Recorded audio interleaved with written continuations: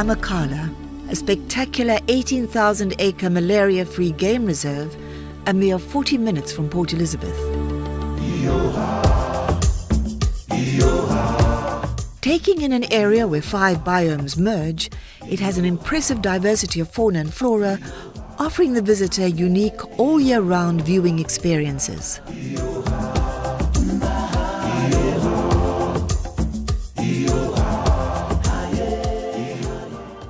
The very name, Amakhala, means place of the aloes, and the huge variety of plant species here attracts a wealth of bird life. Large pockets of indigenous thicket cling to hills and gorges surrounding a scenic valley, where once roamed vast herds of endemic species, most of which have been reintroduced in what is now a Big 5 game reserve.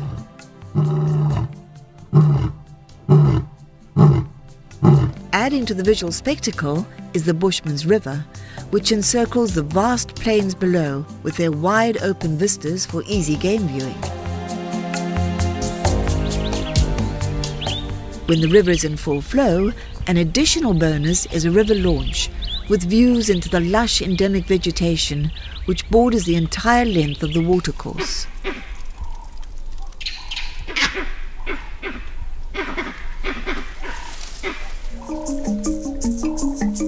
Nestled in the surrounding gorge and pockets of bush thickets are 11 accommodation options, from tented camps to bush lodges and settler-style country homes, each with its own special ambience to enhance the sense of place as an extension of the experience for the visitor. Whether taking in the vistas of the surrounding unspoilt landscape or creating a sense of being on safari in the gracious style of a bygone era, or cosseted in the comforts of a colonial homestead or an early settler home, there is a range of options to choose from.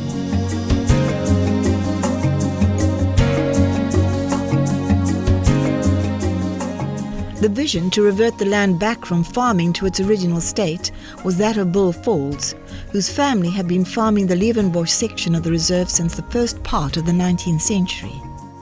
It was caused by us seeing certain very important plants disappearing through overgrazing and ill-treated by cattle, and like a milk euphorbia plant, which is wonderful for wildlife. It keeps them fat and shiny, and that's one of the reasons why we never have to feed animals here, due to that one plant. Cattle would walk into a bush, and it grows from a rank, and they take a mouthful of it and then reverse out and pull and break the rank, thereby killing the plant.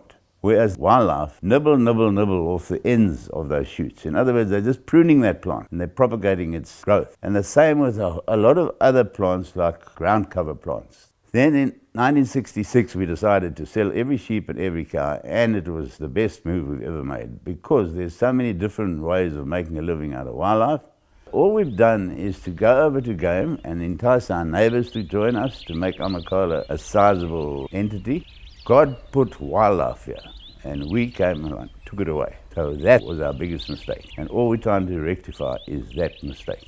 Our animals are thriving, we don't feed them, they fend for themselves. All we got to do is regulate the species grazers to browser ratio and not overstock the land. The animals look after you thereafter. As in the case of Leeuwenbosch, most of the lodges are family run by descendants of early settlers. People who, like Bill, are deeply attached to the land and the rich experiences it offers when left in its natural state.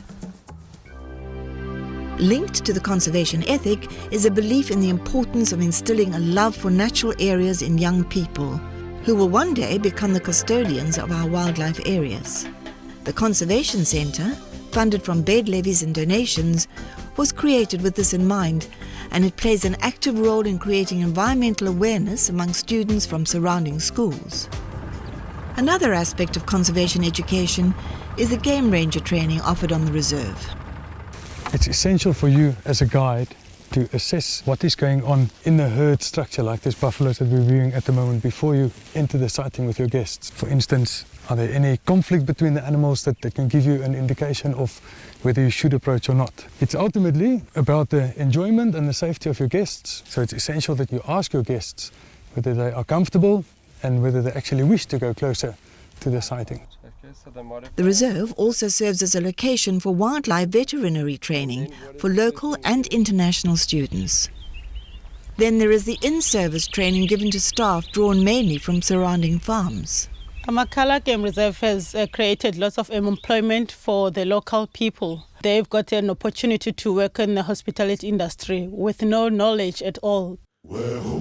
Local communities are also supported by the Amakhala Foundation, which was created not only as an umbrella for the activities of the Conservation Centre, but also to market arts and crafts, some of which are made by teenagers, such as this buddy group from a local school.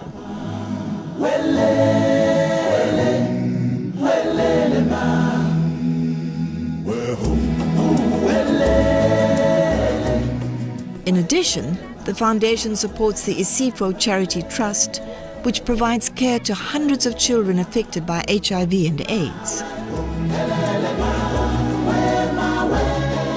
For its broad vision in providing a rich experience for the visitor through its conservation and hospitality ethic, and its social and educational outreach programs, Amakhala has been awarded the voluntary label by Fair Trade in Tourism South Africa. Amakhala, not just another game reserve, but one with a strong social and conservation ethic, offering the visitor a range of luxury 4- and 5-star accommodation options, while enjoying a glimpse of what this unique part of South Africa looked like before the endemic fauna and flora were disturbed by man.